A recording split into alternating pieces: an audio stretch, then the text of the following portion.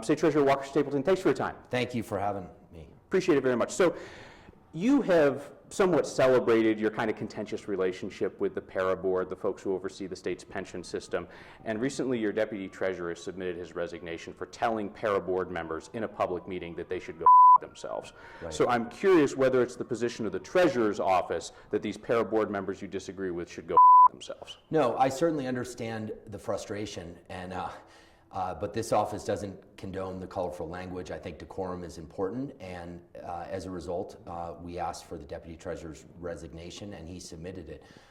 But I think that this is a very frustrating situation. PERA has the largest unfunded liability in the state. That unfunded liability has grown by more than $1 billion on average every year I've been in office. And so I think that it came from a place of deep-seated frustration. But again, I think decorum and civility are important parts of serving on a board, and it certainly doesn't reflect well on this office. And so as a result, we asked for his resignation, and we warned him initially when he used some colorful language a couple years ago in a board meeting, and he repeated the offense, and so I think it was the appropriate thing to do to remove him. So you say that you don't condone colorful language, but when we asked you about this, your statement condoned colorful language. You said that if PERA doesn't fix the debt problem, that they're going to hear a lot of colorful language. They will. I mean, is it fair for you to say, I don't condone this kind of language, but wink, wink, nod, nod, you're going to hear a lot more of it if you don't fix the problem? No, because if I did condone the language, he would still be working here, and you would pass right by his desk on the way to mine. So he paid the ultimate price, which is the price of losing his job, and I think that was the appropriate thing to do. I think you can disagree with somebody. I certainly have been inordinately frustrated dealing with PERA issues over my last 6 years in office. I've gotten a heck of a lot of grief, but I would like to think, and I think others will tell you, I've maintained a level of decorum that I think it's important as a statewide elected official to maintain. And so while I understand the frustration, I think that the venting of that frustration in using this language was wholly inappropriate. You've obviously made changing the pension system in PERA one of your top priorities. Yes. If not your top priority. Absolutely. How often do you actually show up at the meetings versus phoning into them? I show up at about 90% of the meetings, or even more, I'd say. I had a speaking commitment down in Colorado Springs, so it was important to be on that particular meeting last week because the board was discussing some important piece of legislation. But at most meetings, unless I have some sort of externality that I can't control or schedule conflict, I make it a priority and have for the last 6 years.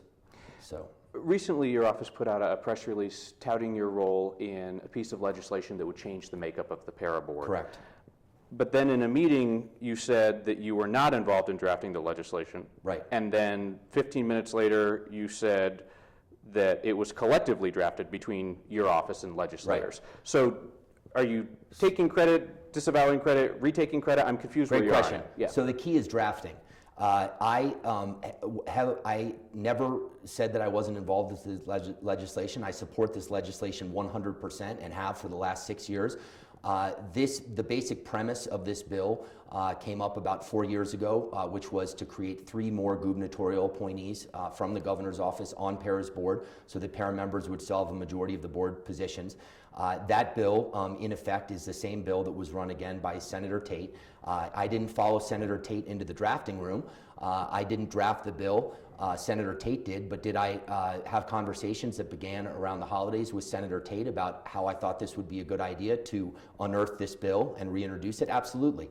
I'm the only person, by the way, other than one other gubernatorial appointee, a Hickenlooper appointee, to vote in favor of this bill, and the other 2 gubernatorial appointees abstained. And that's an important point, Kyle, because you have a board that is almost completely out to lunch in terms of corporate governance. You have 11 of the 15 members of that board who have a vested and entrenched economic interest in maintaining the status quo because they're PERA recipients themselves. You have a board that voted last fall 7-3. 5 of the board members, talk about showing up, didn't even show up to approve a 20% bonus for a CEO who missed his investment targets by almost 200 basis points, and next year they'll pay the guy nearly $1 million. PERA members and Coloradans should be outraged about that type of corporate governance, and this bill seeks to change that. So absolutely, I'm supportive of it. I voted for it. I'm going to testify for it later today. And this is about corporate governance of an institution that is structurally backfilled with taxpayer money that is completely and wholly out of control.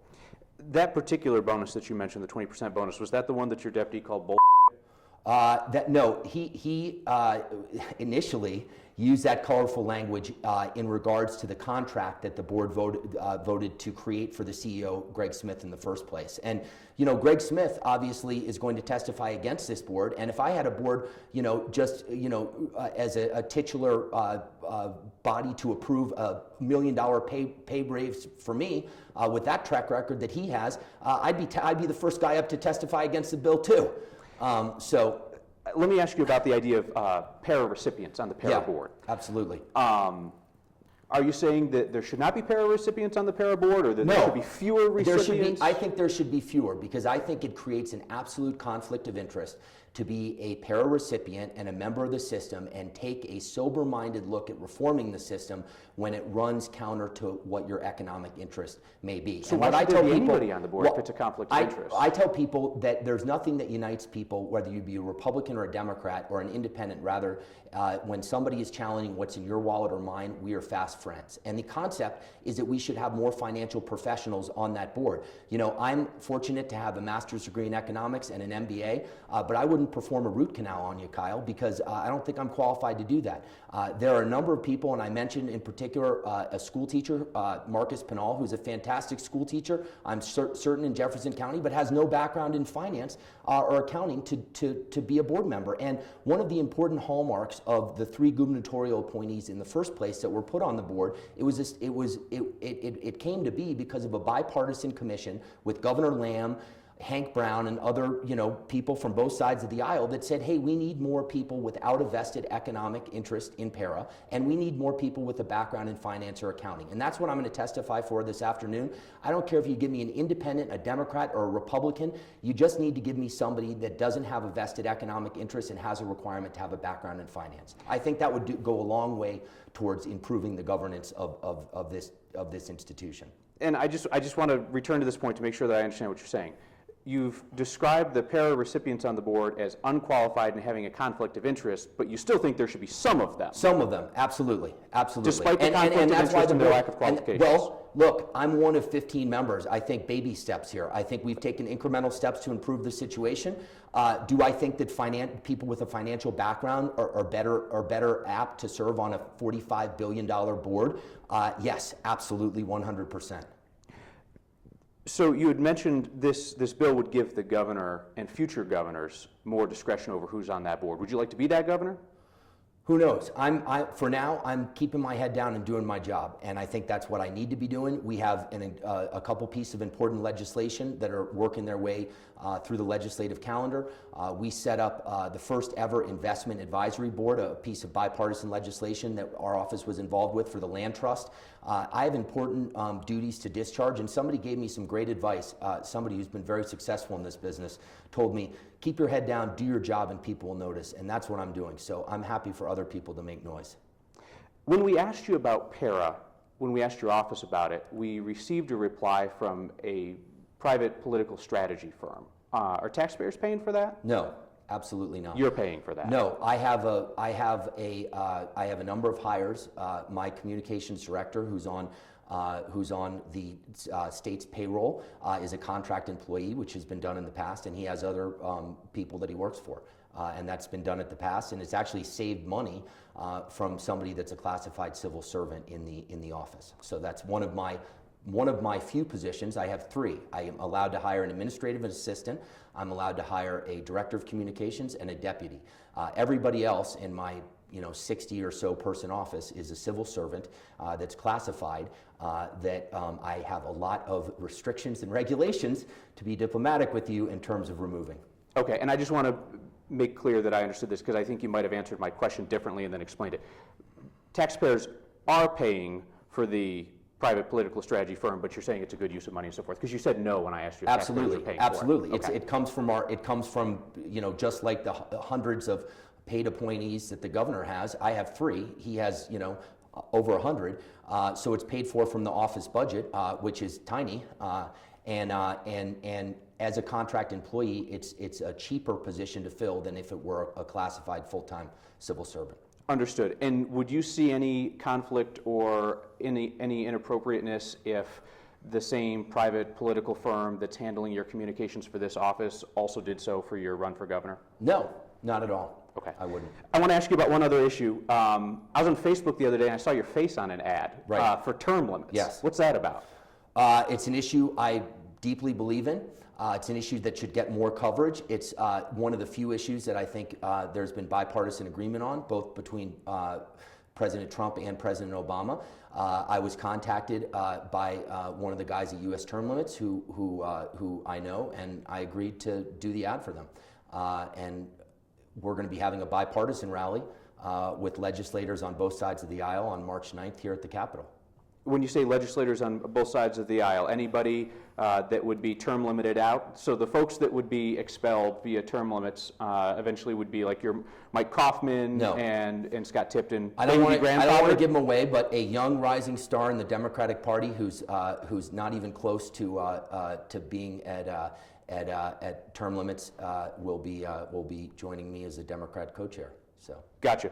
So what is it about time in office that would disqualify somebody like a Doug Lamborn or a Mike Kaufman or a Scott Tipton from continuing to serve Colorado? Well, I think it's a general sentiment that on both sides of the aisle, if you're talking about somebody that's been in for decades and decades, Chuck Schumer on the Democratic side, if you're talking about somebody on the Republican side that's been there for decades and decades, it's not helpful. I think we shouldn't have career politicians. I think you become more susceptible to being concerned about your next election, more susceptible to special interests and lobbyists, and this shouldn't be a career for anybody. And it's important what U.S. Term Limits is trying to do, Kyle, is that they have had such frustration getting, surprise, surprise, members of Congress to pass term limits on themselves that they've reached out to swing states like Colorado, and there's a number of other states, and asked the states to come up with petitions to the federal government so the states can be the catalyst of this change. And that's how the institution is working, and hopefully Colorado can take a leadership role in doing just that.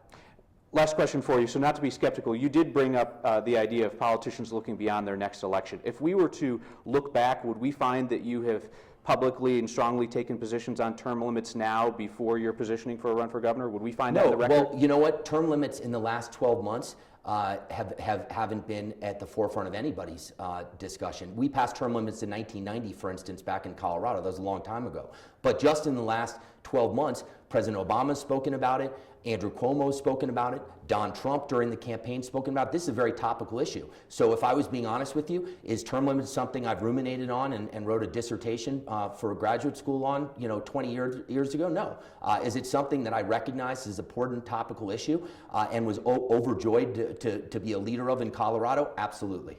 All right. Treasurer Walker Stapleton, thanks for your time. Thank you, Kyle. Appreciate it. Appreciate it very much.